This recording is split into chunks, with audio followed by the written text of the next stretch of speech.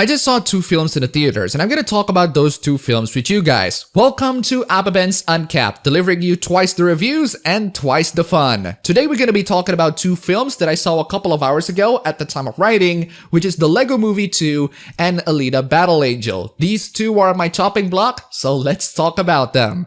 Let's start off with The Lego Movie 2. Now, I surprisingly really loved the first Lego Movie. I thought that it's gonna be a corporate cash-in film that relies so much on the brand. Well, to be honest, it is exactly that, except it is completely self-aware about it. It's a film that not only makes fun of it being a corporate product, but it also makes fun of Legos, daily life, complacency, the corporate industry in general. It's done in such a comedic, humorous, and surprisingly intelligent fashion that it's quite rare to see in a kids' film. I really love the Lego Movie, and it's a great animated film with surprising depth and complexity, so I'm giving it 4 caps out of 5. So what about the second one? Well, I don't have too much expectations on the second one. I thought the first film is already pretty good in and of itself, and we don't really need a sequel. The first one unfortunately puts itself in a really high pedestal. It is a great film with surprisingly intelligent satire that I don't think can be replicated in any other kids film. But they tried to make a sequel 5 years later, and how was it? Well, let's check out the story, shall we? The story continues directly from the first one, where Emmett did save the universe, but the sister comes in and wanting to play. The Duplo aliens are attacking the Lego universe and causing it to turn into an apocalyptic wasteland. Emmett tries to pretend that everything is awesome, but everything is really not that awesome. Things were happening normally in the Lego wasteland Apocalypseburg until a spaceship comes in to invite people from the Apocalypseburg into a wedding? And by invite, I mean straight up abduct them. So Emmett has to save these people from the wedding party and prevent a prophesized apocalypse called Armageddon. So let's get the easy questions out of the way. Can the Lego Movie 2 truly surpass the level of clever writing and satire of the original? Can the Lego Movie 2 bring back the meta-narrative that makes the film even more heartwarming and special? Can the Lego Movie 2 even replace the original as a truly fantastic sequel that goes beyond expectations? No, it couldn't, and no, it didn't. I mean, of course it couldn't. The first one is a classic that I don't think will ever be topped off by any other animated films, including its sequel. Okay, fine. Is it still a good and enjoyable film? Well, I'm pleased to report to you guys that it is still a good and enjoyable film, but before we get into what I enjoyed, let's talk about the major flaws in the film. The Lego Movie is like watching a magician performing the best magic trick in the world. The Lego Movie 2 is like watching that same magician performing the same best magic trick in the world again on YouTube. I mean, sure, it is still an amazing magic trick, but if you do the same thing again, the magic will lose some of its charm. And that's what happened with the Lego Movie 2. It pretty much plays a lot of the things from the first one beat by beat and pulls off the same moves. It still has that meta-narrative, except they're being introduced very early on. It still has Emmett being a naive and innocent boy. It still has that in-joke meta-humor with certain licensed characters.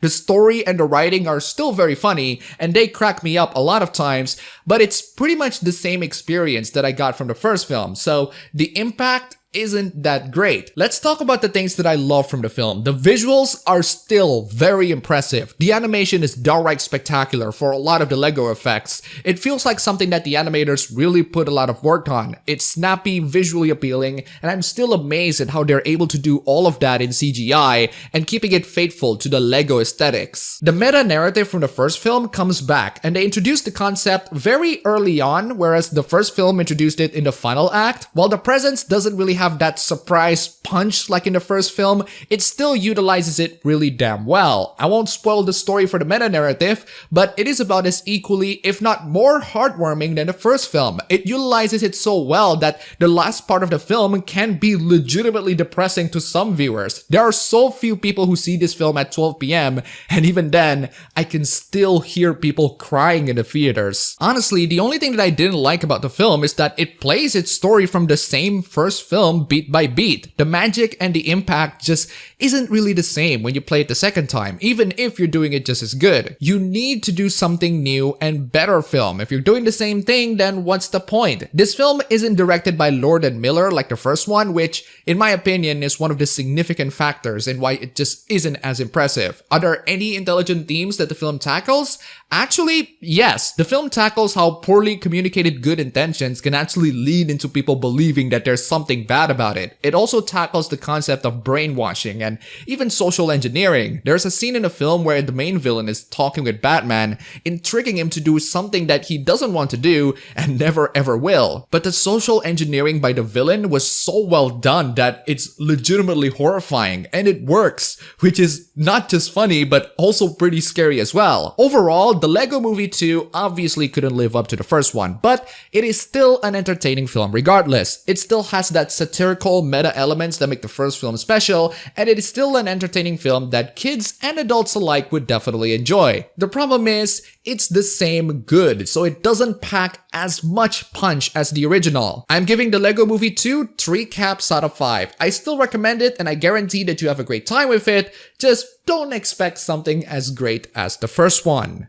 And so we get into the next film, Alita Battle Angel. The story is pretty simple. You have a doctor named Ito, played by Christoph Waltz, who picked up a seemingly alive female cyborg from the junkyard. Ito rebuilds said robot, but she's revealed to have amnesia, and so he named her Alita. Alita turns out to be really capable of fighting, but she doesn't really know where she is or where she came from. So can Alita restore back her memories and figure out who she really is? Alita Battle Angel is a film that puts me in a conundrum. Let's start off with talking about the film on its own before we compare it to the manga for a bit. The film on its own is visually spectacular, and it has some really intriguing themes and ideas, but honestly, it was pretty boring. It takes quite a bit of time to actually get into the action, and even if the visuals on the action was great, the action itself was underwhelming. It feels like the action scene of a typical Hollywood film rather than something unique or exciting. This, coupled with the fact that Alita wins in pretty much almost every fight, makes the action scenes quite boring despite being visually impressive. One of my biggest problems with this film is the narrative presentation. The visual presentation is spectacular. If you can get past Alita's weird uncanny valley eyes, the environments look amazing and in a lot of ways very faithful to the manga. But the narrative presentation of this film leaves a lot to be desired. The film presents itself as if it was a typical action-packed Hollywood film, which it is, but the direction overall feels generic and lifeless. There's no passion in presenting the narrative. It feels like it can be directed by almost anybody. But here's the reason why I feel like I'm in a conundrum. I went into this film without having read the manga, and I thought that was a mistake. I was bored into tears, and so are the audiences around me, which are quite a lot. But after reading the manga for about 20 chapters in, I found out that the film mostly adapts the first 12 chapters out of 53 plus of the original manga and adds some plot elements of the latter chapters into the mix. And here's one of the most surprising things that came out of this film to me. After getting out of the film and reading the manga later, I ended up feeling more sad than disappointed. Why? Because the film actually tries. It tries really hard to adapt the story of those 12 chapters, remix those 12 chapters with other chapters, add some new things, and make it into a 2-hour film. It did try its hardest to reconstruct the main plot and still keep its spirit to the original. But in my opinion, it still failed. Let me show you an example of how this film tries, but it still ends up failing. A really funny criticism that people have about the film is regarding the romance between Hugo and Alita, which a lot of people don't buy. I find that really funny because, well, the manga didn't do it any better. In fact, I think the manga did it worse. Unlike the manga, where Hugo was introduced in chapter 8 out of 12 that the film mostly adapts, Hugo was introduced very early on in the film. In the manga, Alita falls in love with Hugo literally in the next chapter. The film, on the other hand, gives a hell of a lot more scenes between Hugo and Alita, establishing their relationship. So on paper, the relationship should work better, but it still ends up falling flat. This is just one of the key examples where the film clearly shows effort in constructing a 2-hour film story while still being faithful to the manga and also adding to what the manga lacked. And yet it still failed. It's really sad. I at least appreciate the film for not just copy and pasting the manga entirely. It does copy and paste the plot elements, but at least there is effort in reconstructing them so that it fits the 2-hour film format. But even then, there are some really questionable changes, and there are scenes that don't make sense even in the context of the film. I feel the struggle and attempt in being faithful to the original. I can sense the passion in adapting the source material, and I can see that they try to make it good, but it just didn't work. And that's a shame. That's why I ended up feeling rather sad throughout all of this. Alita Battle Angel is clearly a passion project that people tried their hardest to work for it, but that effort ends up being just meh. It's like seeing someone desperately building a house by himself who gets outpaced by someone building a house with the help of professional workers. I can sense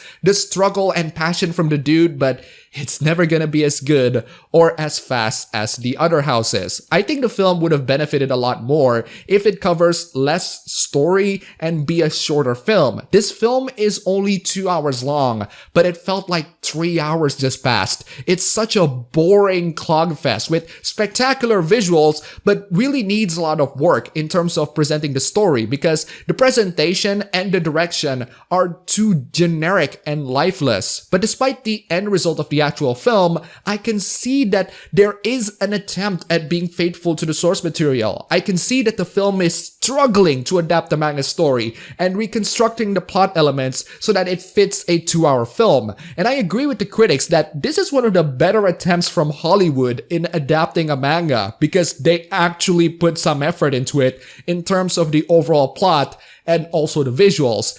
But still, the end result is a visually spectacular but otherwise boring action film that really wasn't that exciting. I can't recall how many times I yawned and considered walking out of the theater even, and I almost never consider walking out of theaters. I'm giving Alita Battle Angel 2 caps out of 5. There is a genuine attempt at adapting the manga story, but there needs to be more passion in presenting it. If there's one thing that this film does really well, is that at least it showed me a really good manga to read.